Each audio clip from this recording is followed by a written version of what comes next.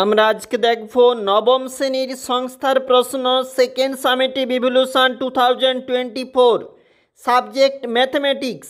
Time 1 ঘন্টা 30 minute এবং full marks রয়েছে 40 মিনিটস, ফুল মার্কস 40। দেখো যে প্রশ্নপত্র কিন্তু অবশ্যই শুরু হয়েছে।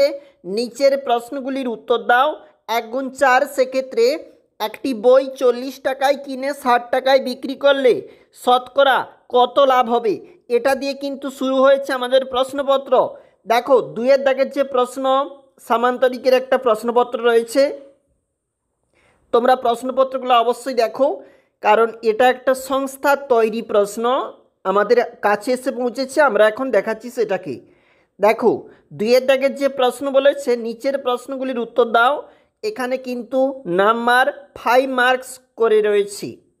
দেখো অর্থাৎ 5টা প্রশ্ন মানে 2 নাম্বার করে রয়েছে। তোমরা দেখবে একজন বিক্রেতা একটি দ্রব্য 1635.25 টাকায় বিক্রি করে, এটা দিয়ে শুরু হয়েছে।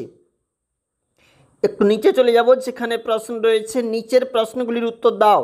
সেখানে অমলবাবুর একটি ছবি 20% ক্ষতিতে বিক্রি করেন, 3 নাম্বার রয়েছে এই প্রশ্নপত্রটাতে।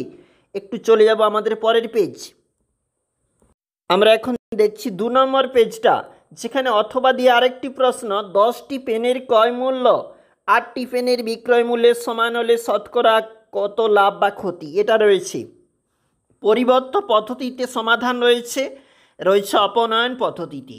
এছাড়াও রয়েছে ত্রিভুজের 2টি বাহুর মধ্যবিন্দু সংযোগ সরলরেখাংশ তৃতীয় বাহু সমান্তরাল ও অর্ধেক। দেখবে তোমরা কোন প্রশ্নপত্রগুলি অবশ্যই রয়েছে এবং গুরুত্বপূর্ণ। চলে যাব একটু নিচে, যেখানে প্রশ্ন যে কোনো 2টি প্রশ্নের উত্তর দাও।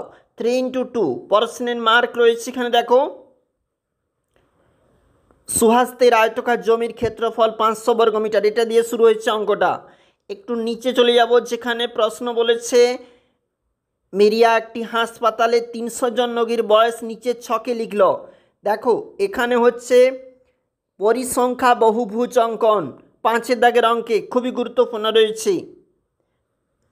নবম শ্রেণী গণিত প্রশ্ন তোমরা অবশ্যই দেখে নেবে।